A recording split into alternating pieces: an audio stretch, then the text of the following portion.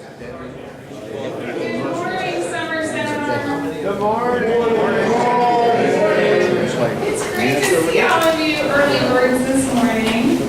I'm going to get things rolling right away. We have Douglas Quine, Doug Quine, who you see his introduction in the program, and his topic on the screen. So please help me welcome Doug Quine.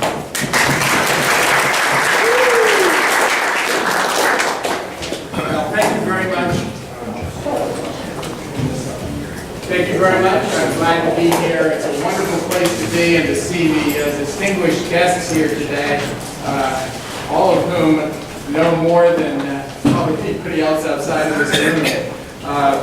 I have a passion for philately, for finding errors, for technology, for barcodes, and for understanding how things work. I therefore love modern postal history.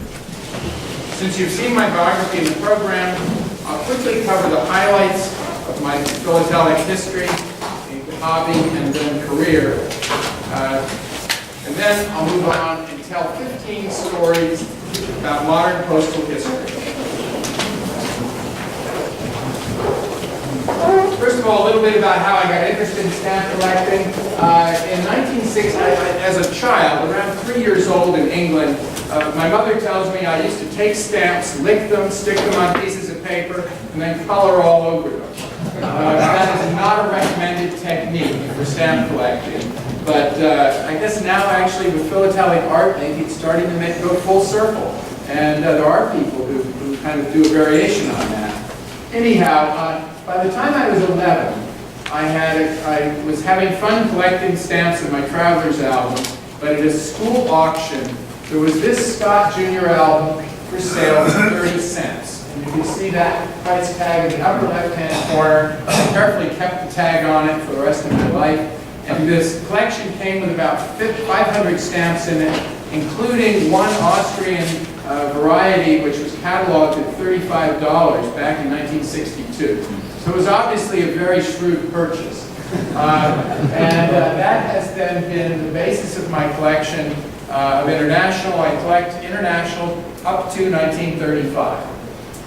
This album is bulging at the seams, has stamps on both sides of the sheet of paper, and interleaving between them so they don't get caught.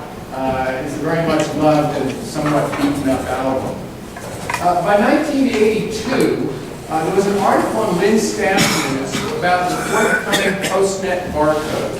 And the new Postal Service Postnet barcode encoded the zip code and was used to get letters to their destination. And this article explained how to decode the barcodes, and I was hooked. The next time an envelope came to my house with a barcode on it, I decoded it, and I discovered it was wrong.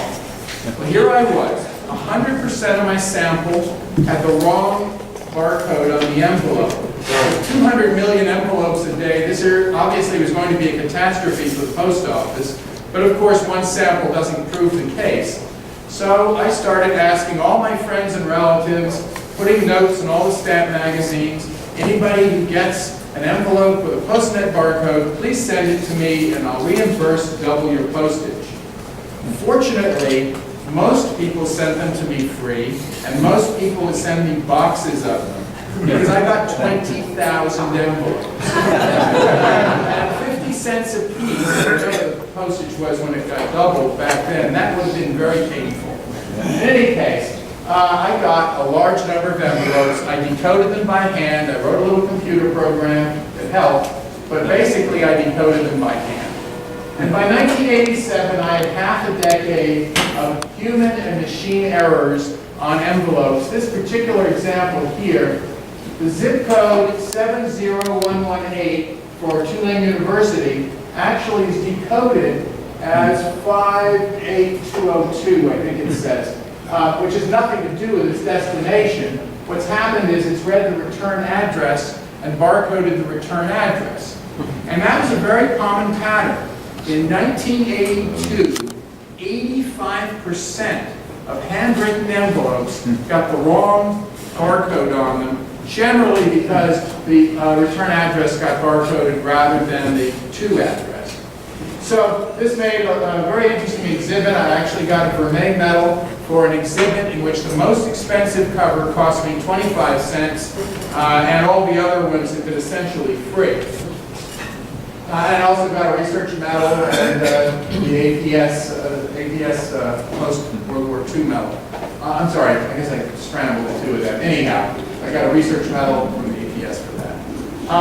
By 1989, my passion for stamp exhibiting had continued, and I'd become recognized as an expert in the field, and I published a number of papers. And I got a phone call from Martin Marietta Corporation, which at the end of the Cold War decided to take their swords and beat them into plowshares and start up a postal automation business. And they needed a scientist who understood postal automation because the team lead had just finished the Mars Lander project. And while it was a very sophisticated project, it had nothing to do with postal automation. So I wound up getting interviewed, and an hour later they made me an offer I couldn't refuse, and I was hired as the first employee, effectively, of Martin Marietta Postal Systems, where I stayed for 5 years. And I wrote that article up as a little article here, The Evolution of an Exhibitor.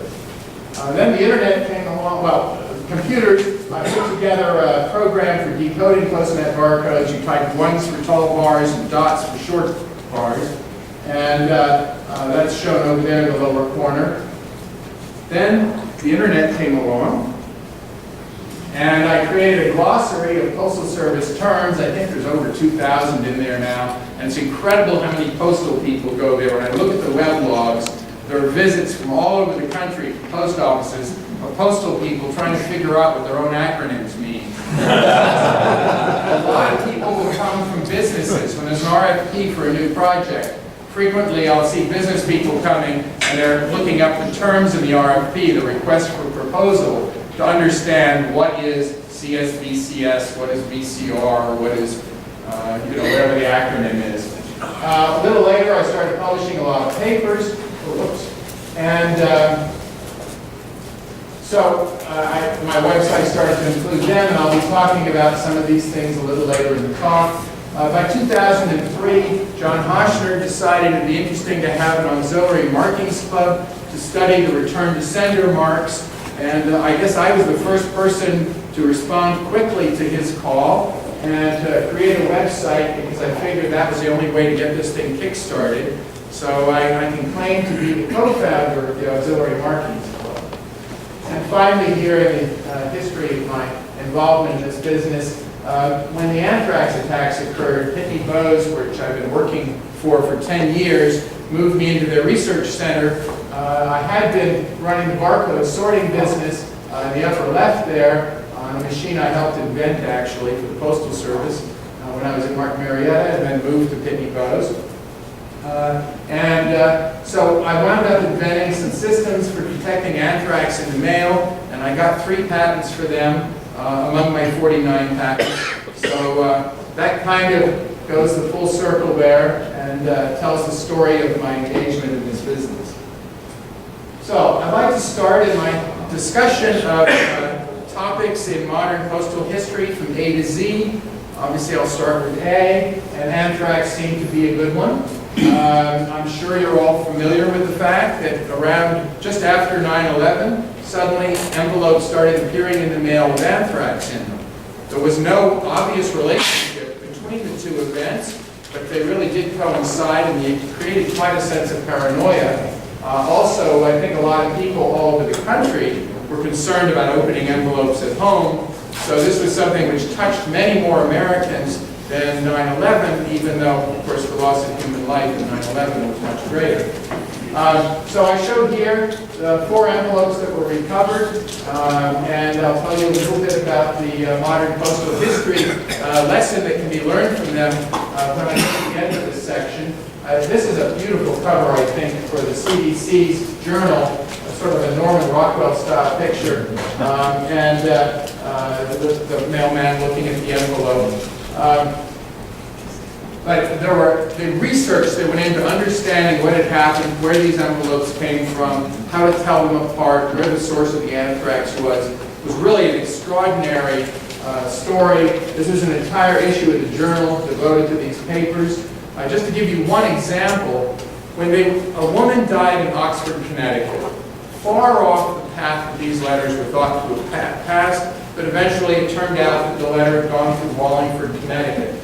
And that letter that had ultimately gotten to Ottilie Lundgren's house in Oxford, Connecticut and killed her was traced back through the system using the barcodes, which I had actually put together a proposal as soon as I heard about it. Turned out the FBI was doing exactly what I proposed without my help. Anyhow, they figured out where it had gone through each machine, the postal system. So they went back to Wallingford and swabbed the machine to see if it had anthrax in it. Nothing. And they tried again, 100 more samples. Nothing. Third time, 100 samples. This time, they took advantage of the postal knowledge, and they went to the sort bin in the machine that her letter would have gone through, and it was positive. That's how specific the search had to be. In this massive acre-wide building, you had to go to the exact bin that the letter had been in to find the anthrax. The cleanup costs were staggering. It was said that the cost of cleaning up two of the plants was $150 million for the Postal Service. It's estimated the total cost of this incident was over $1 billion in terms of the cleanup and in terms of what had to be done afterwards. Now, as postal historians, you might wonder where the biohazards in the mail begin. If you want to venture a date by now, you probably read it. Actually, in 1691, Pope Innocent XII put together a papal edict telling a group of monks how they were to process the mail to ensure that the plague did not spread into his area. And there were a number of different things. The Disinfected Mail Studies Circle publishes a journal, which is now its probably almost its 30th year, I guess, by now. This was an extract from that journal. It was a long papal edict translated into English. But just to give you an example, each of the letters were picked up with long tongs. The strings holding them together were cut with long scissors. The mail was dipped in vinegar, or it was smoked over a wet fire. I mean, it was a very extensive set of processes that they had to go through. And indeed, a number of the monks died of infectious disease. I suspect not carried so much from the mail as from the people they interacted with that brought it to them, or maybe the rats that came with it. But anyhow, the result was that it did act as a barrier between them and the Pope, and he didn't have problems with it. So, it's been a long time that people have worried about what's in the mail. Now, you might say, well, okay, the whole thing blew over in 2001, I haven't heard anything about it since.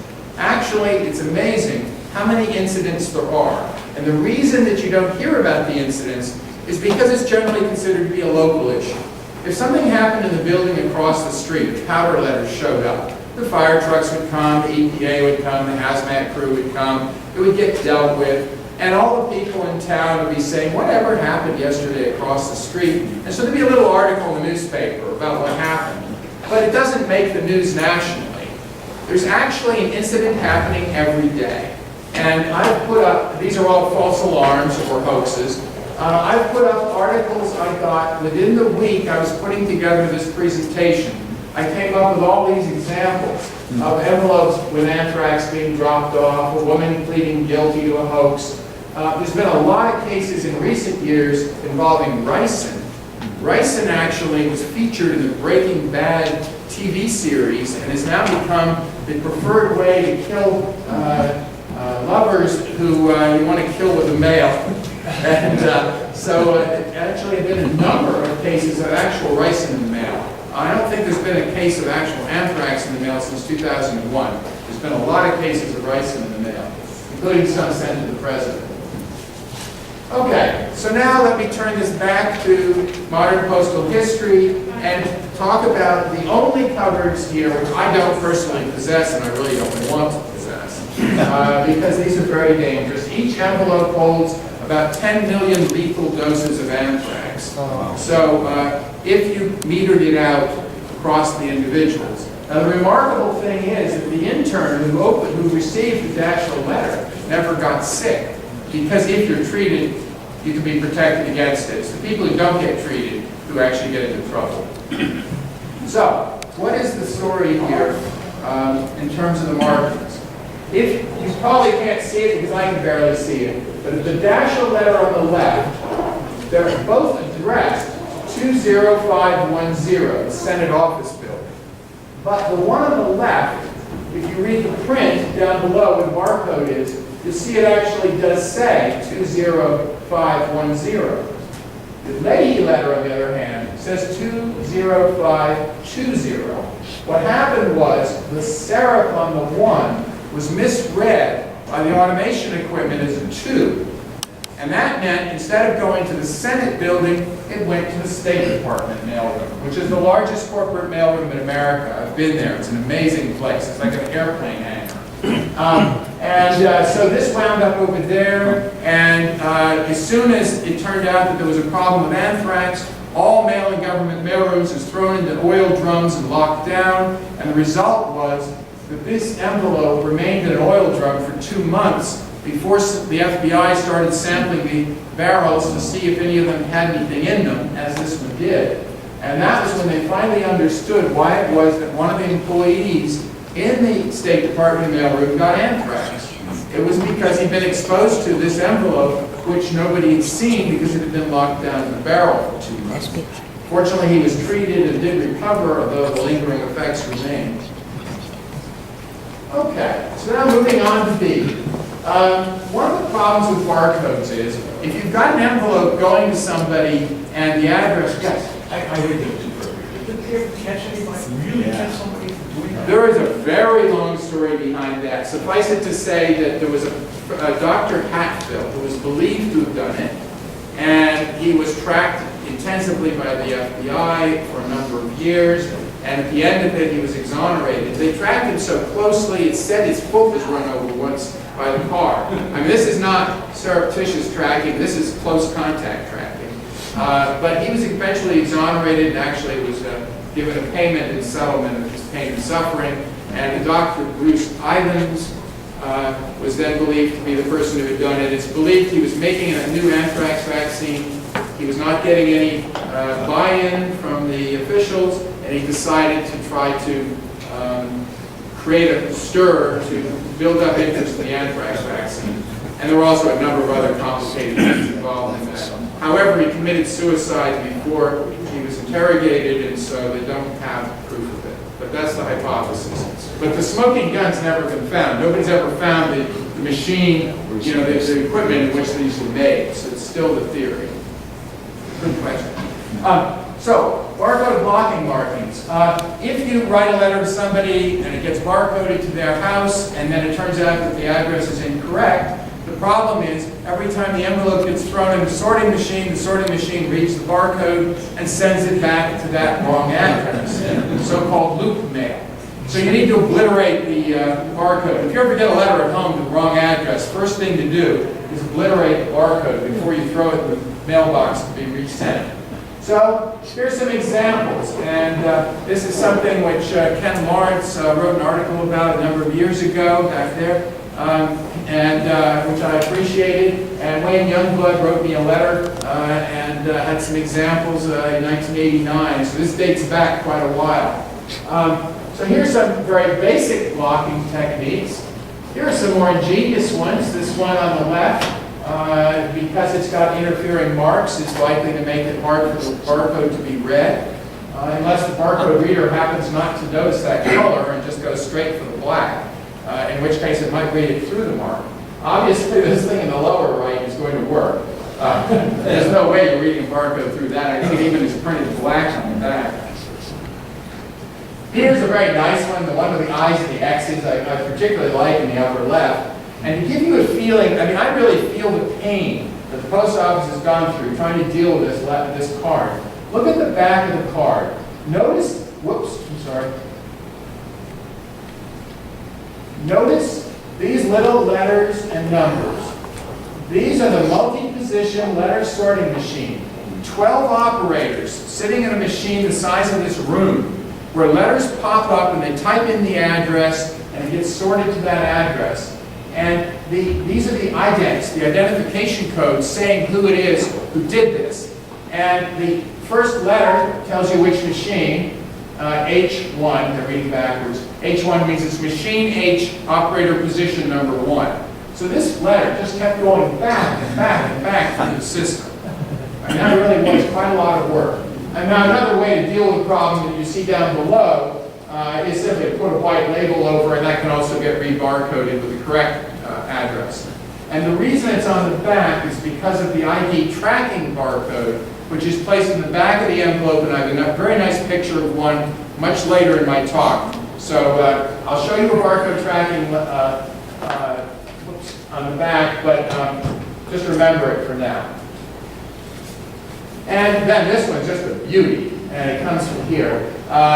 You'll notice the two different markings, returning at the sender. It was a discounted rate, so return postage was required. It's got a postage due mark on it, undeliverable. It's got two of these no OCR marks on it. And then finally, the cancellation in the lower left, printed upside down, you'll notice, in which they put a slogan in to return it to sender.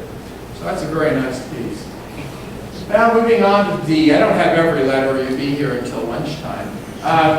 Data matrix barcodes. Yes? Any particular reason why the slogan translated the date stamp upside down? It's because they use the regular date stamp, but they use the regular date stamp. But look at the letter. The letter Yes. you can read, but the date stamp's upside down. Right. It's because the date stamp part is built into the cancel. The slogan is a separate item over here on the left. Okay. So there's two separate ones? It's a single thing, but you can change slogans. If you think about your mail, you get all different slogans. So they put their slogan in upside down. Right. Make it readable. But the date part, they couldn't invert it. Okay, so now, this thing may look perfectly normal to you, but if you study it carefully, this is the mini data matrix barcode here, the half-size or quarter-size barcode. It looks like a perfectly normal induction until you look carefully here. It says pre-sort first claw. There's something missing. And it turns out what's happened is the top half of the printhead failed. This is printed with two printheads that are aligned. The entire top half of that indication is missing. The eagle, the U.S. postage, and the words here, you see, it actually says pre-sorted first class. So that one, which looked at first like a perfectly normal indication, turns out to be something just missing half of its print. And if I now go on, this is full data matrix. Data matrix comes in a full and a light size. And just for reference, I can prove, of course, since we've got this part here is complete, and here this is complete, and there's print above it. So it's not that it got cut off by the printer. But just for reference, in case you get home and see a data matrix that's larger, I wanted to point that out. Now, another example, in August, there was an article in Lynn Stamp News that the Lighthouse stamps got a first day of issue mark with the wrong year, with the wrong zip code. That they picked, the stamp that was made had the wrong zip code for first day of issue. And so naturally I had to have one. Now the correct answer is 02882. And all of these examples are from that zip code. So these are all correct. These are the ones that were made after the fact to fix the error. The error ones, I'm having a hard time finding. I've managed to find two so far in eBay. Here's one of them. And you'll notice this is hand-drawn, and in the lower, this is on the back.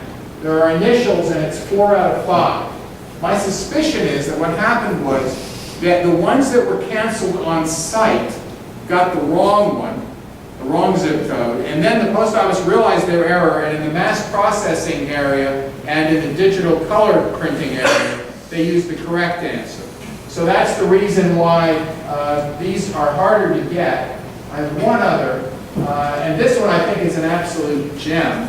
It's a coincidence because the person who did it had no idea what they were doing, but this is actually a map showing, right here is the Point Judith Lighthouse, and it's got the wrong zip code here for Narragansett, Rhode Island. So ending in a 3 is incorrect, ending in a 2 is correct. And I've not seen anybody mention these errors when they're posted on eBay. It's just a matter of, I have an alert every time this pops up, I check the zip code. Moving on now to letter I, an impossible postnet. Now, I know most people don't read postnet barcodes as a recreational activity, but if you read postnet barcodes as a recreational activity, as I do, you would know that they always begin with a tall bar, and then the barcode comes in clusters of 5. There's a 7's place, a 4's place, a 2's place, a 1's place, and a 0's place. And these 5 characters, if it's tall, that's the number that's being reported. If it's short, it's not. And the rule is there is always 2 tall and 3 short, and that makes it possible to do error correction. And that's a topic for another talk. You'll notice that we have 4 tall bars in a row. That's not possible in the postnet barcode. You've got your start bar, and then you've got 3 talls. There can only be 2 talls. So there's something wrong. And if you add them up, 7 plus 4 plus 2, that makes 13. You can't have a 13 digit as your first digit of your zip code. Now you may say, but wait a minute, you could have 2 talls, a 7, and a 4. That adds up to 11. How could that be? Well, that's how they code the 0. And if you work it out, every other combination can also be coded with 2 tall bars. This is my online tool decoding it, and it's just a complete disaster we've come up with. An unknown character followed by 3, 4, 6 followed by an unknown character. It's just a complete mess. I have no idea what happened. Something went wrong in the local center. My wife and my daughter both received a card on the same day from the dentist telling them it was time for a checkup. They both had these impossible barcodes. I've never seen one before or since. The next example, intelligent mail barcode errors. These are the 4-state barcodes. They go up, they go down, they have a little short clock track, and they have a tall, full height bar. And these are much harder to read because you have 4 characters instead of 2 that you're typing into the computer. So it's really worth using the free app called IMP Scan. And when I did that, I decoded these envelopes. My sister sent these to me the day before I was putting this talk together out of a clear blue sky and said, Doug, there's different barcodes on them. This barcode and this barcode are different. It's easiest to see if you look at the end. 4 talls there and here a mixture. She's not in this business, so I really appreciated the fact she even noticed. And she, of course, asked me, I have to do my homework now, she, of course, asked me, why is it that we've got these 2 different barcodes? So I read them with my scanner. This is a screen print out of my iPhone. It gets a very nice screenshot. And you'll notice down here in the corner, 1515 Cabrillo Street. That is the correct address for this envelope. This envelope, however, decoded as 2525. Again, we have the same problem that the number 1, when written with very heavy serifs, causes the reading system to mistake it as a 2. And so this envelope was read as a 2 instead of a 1. Jail mail. Jail mail is fun. First of all, I didn't mention the anthrax discussion, but a lot of anthrax threats come from jails. Now, you may know that in jail, when you send a letter, you have to put your address on it, you have to identify who you are, and you hand it to a jailer who puts it in the mail and verifies who you are. So it isn't like you can send a threat to somebody anonymously. The mailer is well known. So why would somebody in jail send a threat to somebody? And the answer is, if they're in jail for something unsavory, like molestation, they'd rather be in jail for threatening the governor. So they send a threat out to the governor, and they get tried for that, and they get a reputation in the jail for something which maybe goes over better with their fellow inmates. And they, of course, get their term tripled. Anyhow, this particular instance is just a case of a wrong address. Health and Human Services Commission, perfectly good address, nice auxiliary marking over there on the left. He didn't have enough money to pay for the stamp, so the taxpayers paid for it. If I read it, though, and I don't know why I even bothered to double check it, but I double checked it, the first digits, 76230, are in fact the correct digits for Bowie, Texas. But if I keep reading, they're the wrong +4.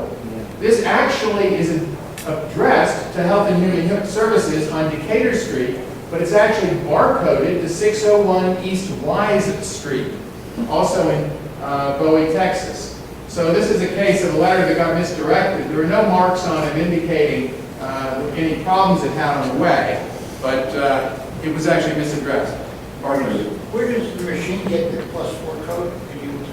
The barcode reader, when it takes this address, it actually does a complete lookup of the address to the house. And it puts an 11-digit zip code, not 9, but 11. And the 11-digit zip code is the 9 that you're familiar with, that is your city block and block face, which side of the street you're on. And then the +2 beyond that, which nobody ever writes in their envelope address, is your house number. So for example, this address is 601 East Decatur Street. So it's in the 600 block of Decatur Street. That'll be the +4. We'll say it's the 600 block of Decatur Street on the odd side of the street, because the letter carrier is going to walk up the odd side and return on the even side. So number 1 and number 2 are actually opposite ends of the route from the carrier's point of view. So they do a full lookup. They put on the 11 digits. Even though they only printed 9 of them, it actually would have had an 01 at the very end of that code. And that would then get it to the door. And for apartment buildings, there are special rules. But basically, that barcode is your slot on your front door. And it's a very sophisticated system. I managed this business for about 7 years at Pitney Bowes, and the post office's machines are much faster than ours. They can look up now even handwriting in 1/10 of a second. The envelopes go by so fast you can't see them. It takes a photograph, it does OCR, it looks it up in the database, it prints the answer, and it moves on. And they're just flying by 36,000 an hour. Okay. Pitney Bowes then started making kiosks for postage. And this is an example of Kiosk Postage as a vending machine. The first one was set up by our cafeteria, and I, of course, had to buy some samples for myself.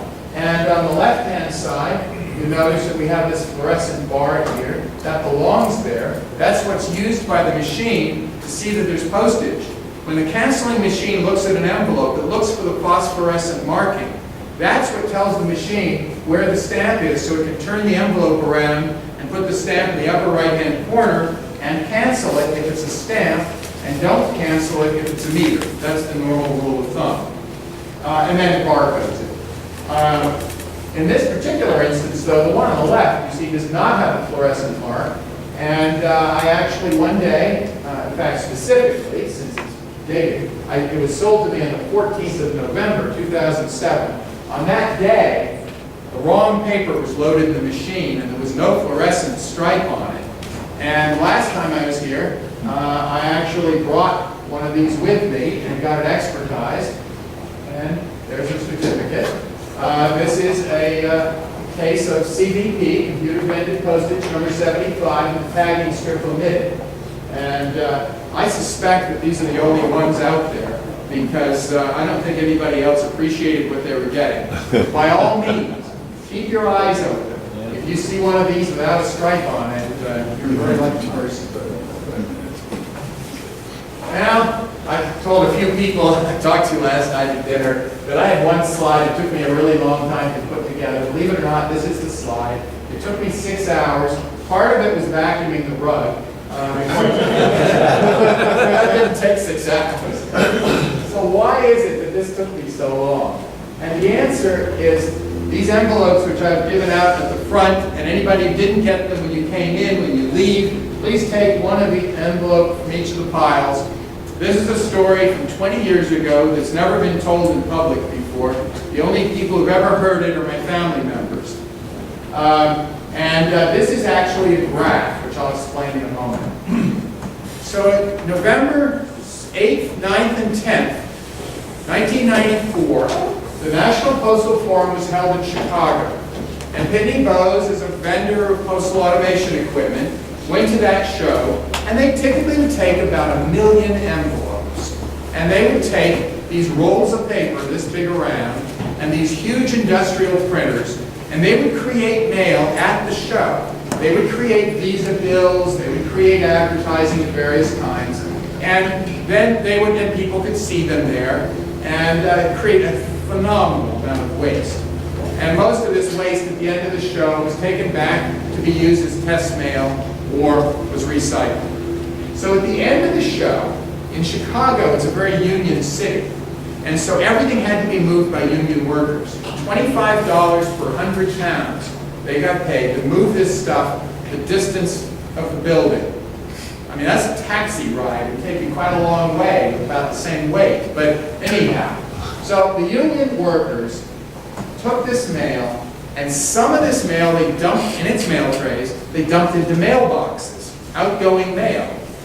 These million pieces of mail that were supposed to get shredded or sent back to the factory for test purposes got mail. And that's what you're holding in your hands. For 20, now I didn't keep all the pieces that got returned. I can tell you there was quite a fuss when this mail got returned.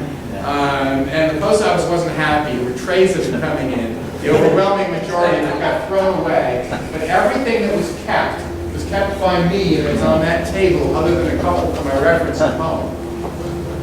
So what are we looking at? We have 6 different envelopes, 6 different addresses.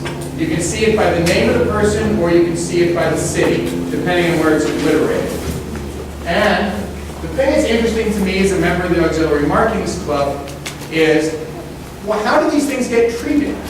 And what's interesting is, in 4 of the cases, there was only 1 marking used. Every piece got the same marking.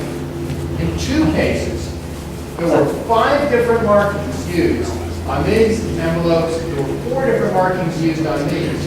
And keep in mind, these are all letters addressed to the same individual at the same house. And yet, 4 different markings or 5 different markings were used to say that this thing should have been returned to sender. The ones I gave out are all from the most common case, the back row. I also had a couple of extras thrown in there. So, let me tell you a little bit about these. The one on the top has no markings on it that I can find. It is possible that those are ones that I actually picked up myself and took back. This is the dot matrix printed one. That is the end of the last pile over there.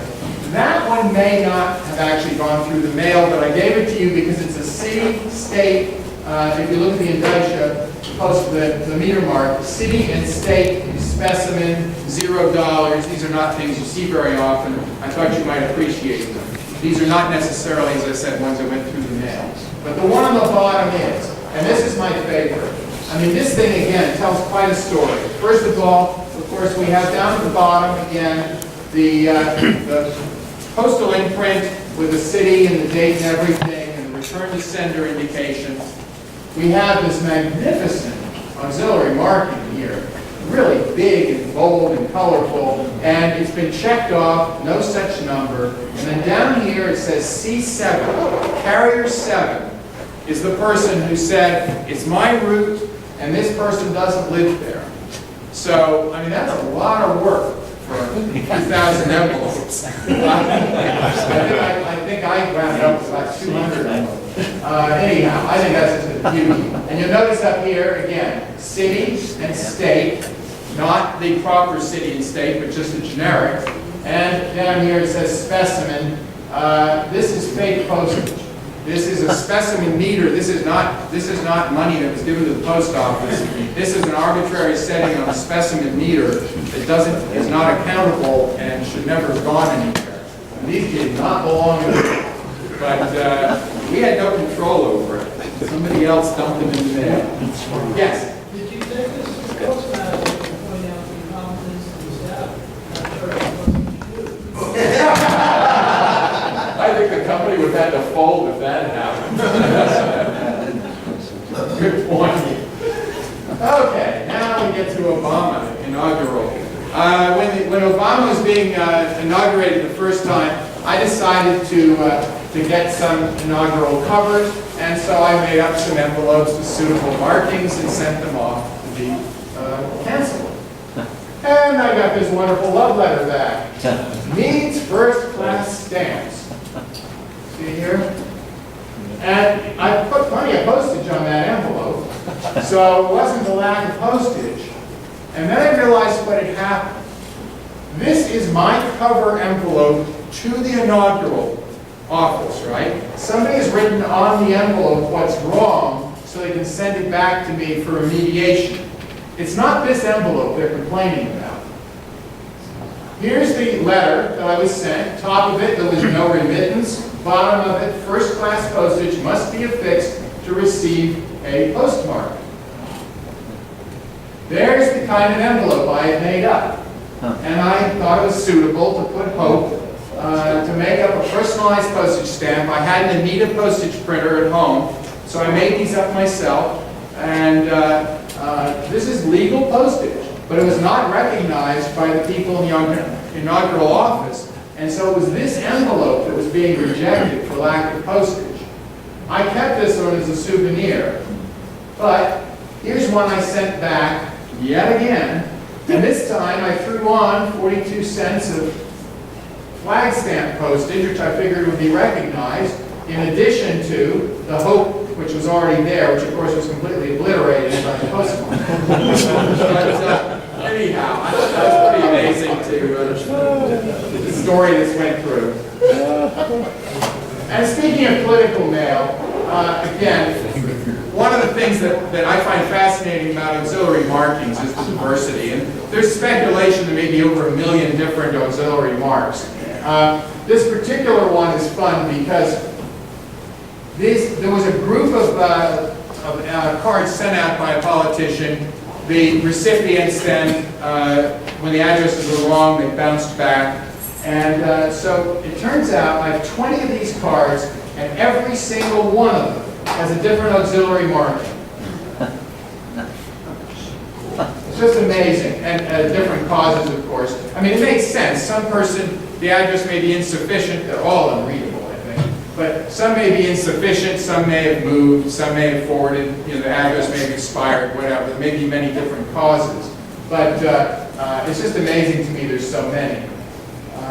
Here's another set of 4. And the final ones to round out to 20. I'm sorry, no, there's still more. These are nice because they have the lists on them. I mean, they make for quite a dramatic mark on the card. Here's the last one of the 20. And the thing that's fascinating to me is how small the difference can be sometimes between the markings. Both of the cards on the top have a marking in blacking. Both of the cards on the bottom have a marking in redding. I believe that the top row and the bottom row in each column are the same, but they use different colors of ink. In addition, if you look at this marking, the finger's on the left, and there's a comma after the word addressed. Over here, the finger's on top, and there's a hyphen after the word addressed. So there's a single character of punctuation is changed, and the finger's in a different place. So we have 2 different color versions and 2 different design versions. Out of this batch of, again, 20 in all different.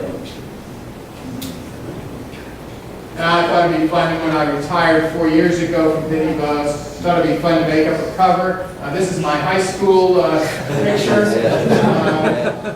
And then over here is another one of these kiosk stamps. I couldn't afford another one of the ones without the fluorescent mark, so I put on one with. And this is an opportunity to get some of these. And also, I bought it on the day of my retirement, March 1st. And deliverable marks are interesting. Also, when occasionally you'll get this one, please inform sender that your mail should be addressed to your P.O. box. It's addressed to 1813 Main Road, Westport, Massachusetts. So I looked up that address to see what happened, and sure enough, the Postal Service's tool tells me, unfortunately, this address wasn't found. Please double check it and try again.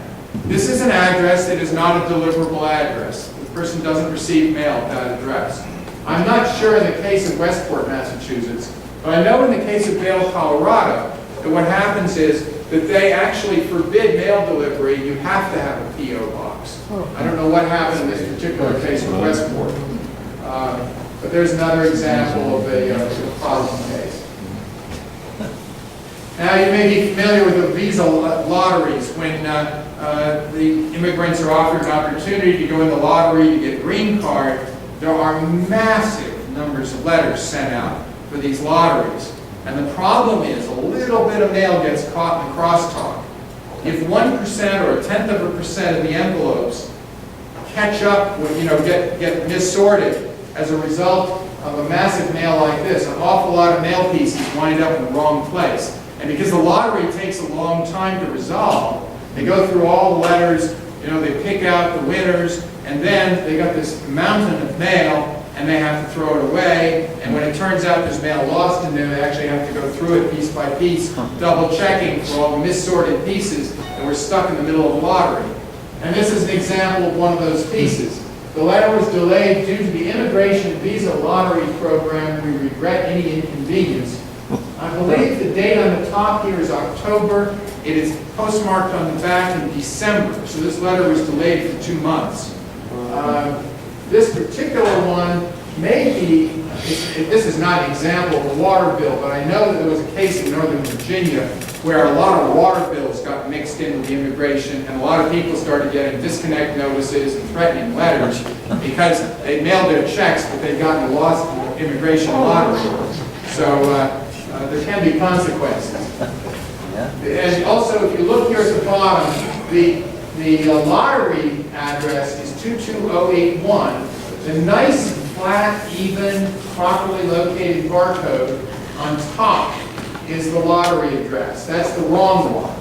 And underneath, the 22090 here, a little bit tilted, is the address that actually this should have gone to, the individual's address. I think what happened was, this probably was a double feed. If 2 letters feed through a sorter together, then you get an image of the envelope on the front, but the tracking barcode gets put on the envelope in back. So the envelope in back inherits the address of the envelope in front, which is unrelated to it. And so that is a nightmare in postal automation. Now again, this painful effort of the Postal Service, all these different ID marks from all these different machines, machine C, G, E, I don't know, D, I think, and multiple attempts by different operators. This letter really created a lot of pain because the barcode kept sending it to the wrong place. And finally, we get to Z. I heard a comment yesterday at dinner that we're very focused here on American stamps and postage and so forth. So I thought I'd bring up an example with an international twist to it. In 1993, Terry Hines, who at the time was publishing the Modern Postal History Journal, I think I may have a complete run, was working in Poland. I think his wife had been transferred to Poland, and he went over as well. And he started noticing he was getting Postnet barcodes, U.S. Post Office barcodes, on letters that were arriving in Poland. And obviously, Poland does not have an American zip code, so it didn't make any sense to him. And so he asked me, what is this? And for the next 5 years, we banged our heads against the wall trying to figure out what was happening. Asked people, I talked to the Assistant Postmaster General of Technology, Karen Yumoto, the Postal Service. She had no idea. Nobody she knew had any idea. No matter who I talked to, nobody could find an explanation. If you type in these codes that show up on the envelopes, none of these zip codes appear in any postal directory. They don't appear when you do a lookup on the online tool. So it was quite a mystery. Finally, we started noticing the pattern. For example, United Kingdom would always be 00144. And that phone is a perfect prompt because it reminds me that the code here for England is in fact the number you would dial if you were telephoning England. I couldn't rig that if I tried. You dial 001 for international, 44 is the country code for England. Apparently, what the post office did was they took numbers below the zip code range, namely 001. There was no zip code assigned that low. 00400 used to be Pleasantville, New York, Reader's Digest. That was the lowest numbered zip code, below Puerto Rico and everywhere else. But the 001 was set aside for international, but not announced. It was just used. And you might ask, why? Well, that part I can definitely explain. If you mail a letter to Poland from here, it's going to go through JFK. It's going through New York on its way to Poland. If you mail a letter from Tokyo, from here, it's going to go through San Francisco. So the United States Postal Service needs to know where the letter is going to figure out which port to send the letter to.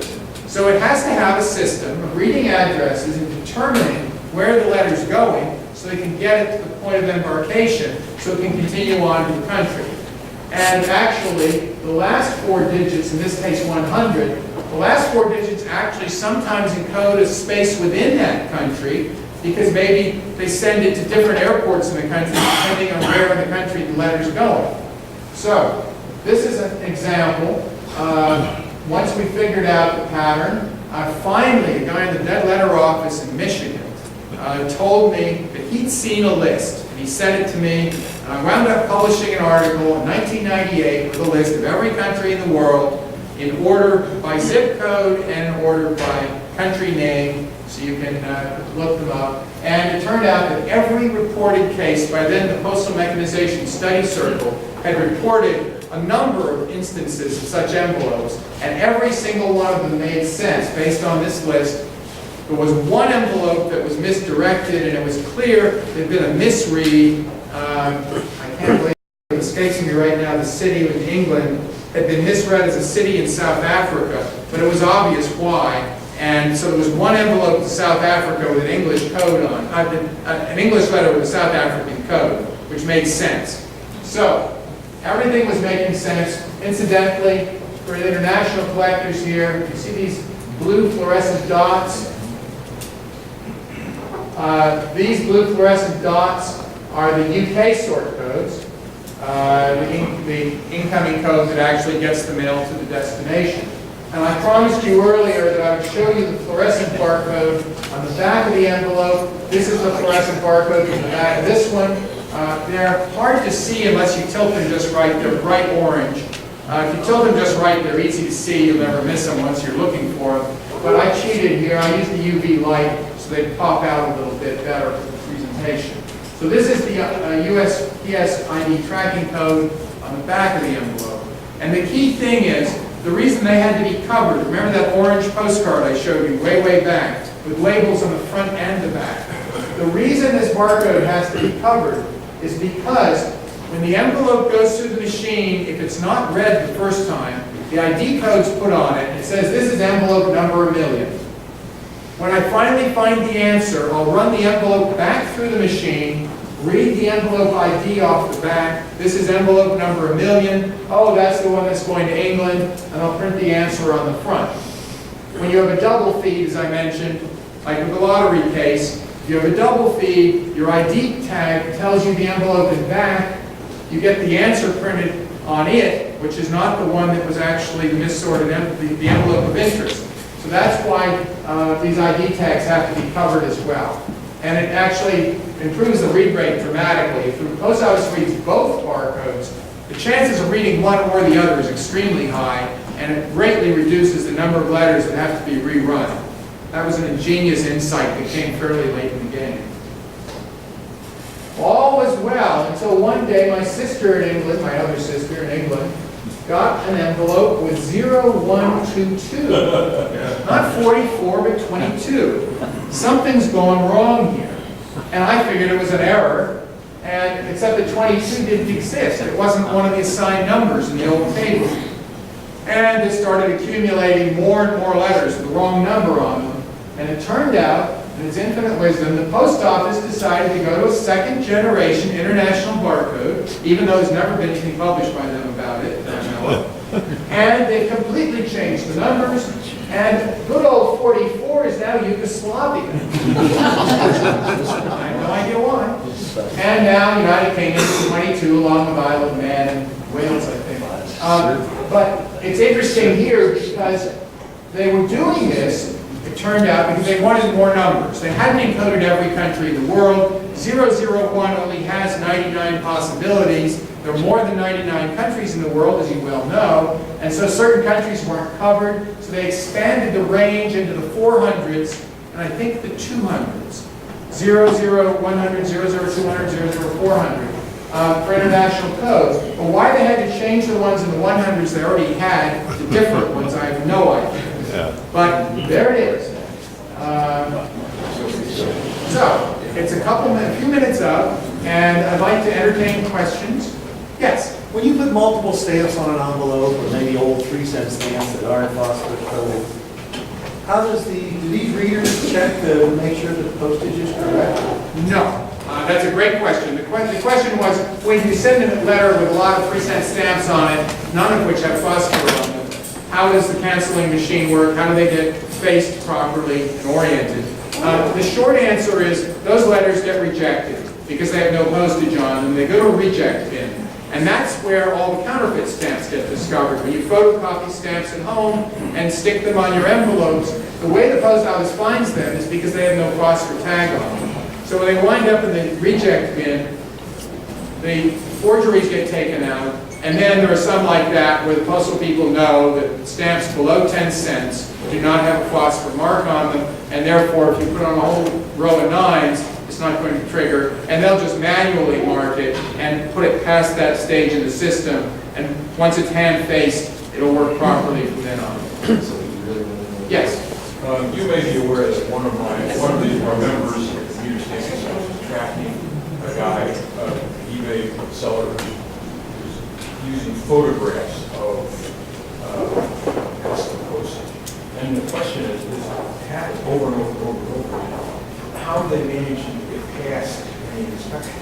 Because they're just Xeroxes of a custom postage stamp. The custom postage. Some of them, and there are a variety. Some of them are ABC stamps, some of them are various stamps like type thing. And they're made. Is the post office just letting it go while they do an investigation, or is it getting through? That's an interesting question. Somebody at eBay is using photocopied postage, computer printed stamp postage to mail things, and it continues to go on. I can't remember if all computer vended postage, I don't think all computer vended postage has to have a fluorescent mark because the barcode is unique to that piece. I don't know if you realize, but every single piece of computer vended postage has a unique there. This barcode is unique to this exact piece. And so the post office, if they read every one of them and keep track, they know, I saw this one 3 times, Doug photocopied it. So they can do that. I know that they're working on that. I don't know how mature it is and to what extent they're waiting until this guy gets into $1 million theft instead of only 100,000, or whether they just simply haven't noticed it. Every report that I see of someone nailing somebody, they waited until he's up above $100,000. Maybe they should wait until now when they get it. Maybe that's it. But yes, that's always been an issue when postage doesn't have a fluorescent mark. It's easier to make it, but then the security thing kicks in, and these barcodes have some very specific information about piece numbers, and it's a great way to catch cheaters because you can spot check the duplicates. But it's interesting that this problem is going on. Yes.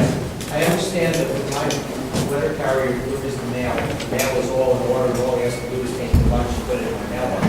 My question is, how does it get through? Is there a bin or a slot for each address in the country? Great question, and I haven't got much time, but I spent about 10 years on that problem. The way in which mail is sequenced is that the letters are sorted first by delivery point number. In other words, first stop on the route, second stop, third stop, fourth stop. Then they're sorted by carrier, which means that they're all within order within carrier. It's a 2-pass sort. And this radix sort, which has been known since the days of IBM cards, makes it possible to sort in order as many different pieces as you need to, and it takes the, if you've got 100 addresses, you can do it with a 10-bin sorting machine. It's 10 square addresses can be sorted with a 10-bin machine in 2 passes. And so if you have a 100-bin machine and you go 3 passes, that's 100 third power, that's a lot of addresses to be sorted. So what happens is the mail is actually getting layered. And ultimately, your letters are all contiguous, followed by your neighbor by my letters. And it's a very, very efficient system. Very ingenious. Just quickly, on obliterating the barcodes, I've seen people just use felt pen markers through it. That doesn't work, can it be covered? The problem is, first of all, if there's any barcode visible, a good reader can read it. I mean, you do need to have it completely obliterated. The second thing is, most of these inks are dye-based, are carbon-based inks, which means an infrared camera can see them very efficiently. Because CCD cameras are very, very sensitive to infrared. Unfortunately, when you go to a dye-based ink, which most markers may be, what happens is the camera can see right through the marker. So you may have cases where a felt pen gets read. I actually discovered that, solved a very baffling problem because of my expertise in this area. When we were sorting mail one day for Postal Service, and suddenly 40,000 pieces in a row rejected. And I mean, it was a minor catastrophe. And it turned out that Discover Card had gone to a dye-based ink, and they were using dye-based black ink. So the human eye is identical. The solution was simply to put an infrared filter in front of the camera, and now the infrared was blocked, and it was seeing the same thing we were. And it got fixed for $10. And I don't think the engineers would have ever figured it out. It took me a lot of sampling.